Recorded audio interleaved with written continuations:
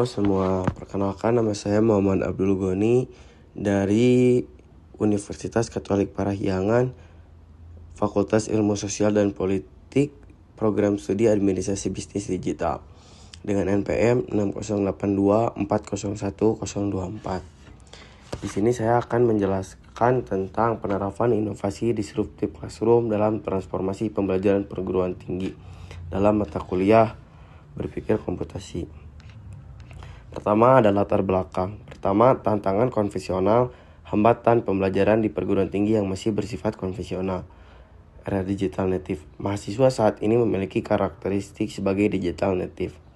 Lalu selanjutnya ada kebutuhan inovasi. Pentingnya inovasi pembelajaran yang berbasis pada teknologi. Solusi disruptif. Disruptive classroom hadir sebagai solusi transformasi pembelajaran. Lalu selanjutnya ada tujuan penelitian, menganalisis penerapan model pembelajaran disruptive classroom, mengukur tingkat engagement, motivasi, dan kemandirian belajar mahasiswa, menilai efektivitas penggunaan teknologi dalam proses pembelajaran. Lalu ketiga ada metode penelitian. Yang pertama ada pendekatan kuantitatif deskriptif dengan subjek mahasiswa perguruan tinggi.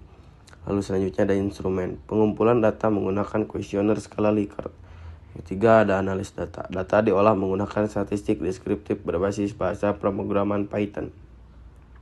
Lalu di sini ada flowchart. Yang pertama alur sistemnya itu saya mengidentifikasi masalah, lalu perancangan model, implementasi aktivitas, pengumpulan data, lalu analis data menggunakan Python, serta ada evaluasi dan refleksi. Lalu ada hasil, di mana hasil di sini hasil efektivitas disruptive classroom dengan engagement 4,1, motivasi 4,3, kemandirian 4,1. Dengan rata-rata skor indikator berikut yang terbilang tinggi, maka menghasilkan penerapan ini terbukti meningkatkan keaktifan dan motivasi belajar mahasiswa secara signifikan.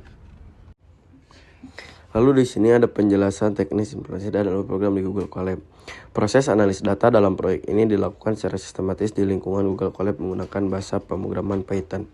Langkah pertama dimulai dengan tahap running environment di mana sistem memanggil library utama yaitu Pandas untuk manajemen data serta Matplotlib dan Sirban untuk keperluan estetika visual.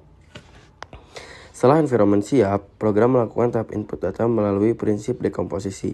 Di sini data mentah hasil penelitian berupa skor rata-rata engagement 4,1, motivasi 4,3, dan kemandirian 4,1 dimasukkan ke dalam struktur data frame.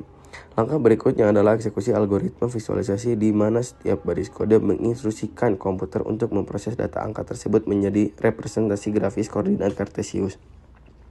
Pada tahap proses running, skrip melakukan iterasi otomatis untuk memberikan pelabelan angka di atas setiap batang grafik sebagai bentuk abstraksi guna memastikan informasi nilai presisi dapat langsung terbaca tanpa distorsi visual.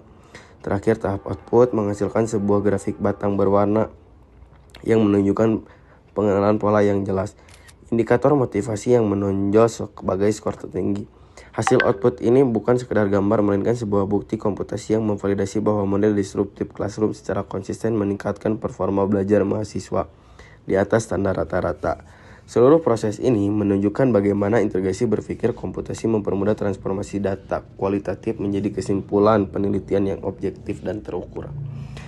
Input pertama memasukkan angka 4,1, 4,3, dan 4,1 ke dalam variabel sistem agar bisa dikenal oleh algoritma Python.